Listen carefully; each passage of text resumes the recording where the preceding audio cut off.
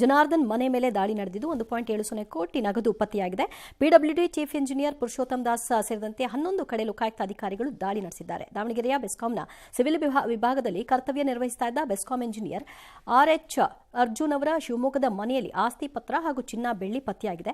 ಧಾರವಾಡದ ಸರ್ವೆ ಇಲಾಖೆ ಕಚೇರಿಯಲ್ಲಿ ಸೂಪರ್ವೈಸರ್ ಆಗಿರುವಂತಹ ಸೋಮಲಿಂಗಪ್ಪ ಸಿದ್ದಗೌಡರ ಮನೆ ಸೇರಿದಂತೆ ಹಲವೆಡೆ ತಲಾಶಾಗಿದೆ. ದಾಳಿ ಕಾಮನ್ನು ನಡೆಯುತ್ತೆ, ಬಟ್ 1.70 ಕೋಟಿ ನಗದು ಯಾರೋ society engineer unless he can account it, ಅದನ್ನ ಬಹಳ ಆಶ್ಚರ್ಯವಾಗಿದೆ. ಅಷ್ಟು ಮೊತ್ತ because according to Narendra Modi ಮತ್ತು ಅವರ ಅಪರಿಮಿತ ಶಕ್ತಿವಂತೆ ಬುದ್ಧಿವಂತೆ ಈ ವಿಶ್ವಕಂಡ ಅತಿ ದೊಡ್ಡ ಹಣಕಾಸು ಮಂತ್ರಿ ಮೇಡಮ್ ಇದಾರಲ್ಲ, ಅವರಿಬ್ಬರ ಪ್ರಕಾರ ಇರಬಾರ್ದಾಗಿತ್ತು ಈ ದುಡ್ಡು.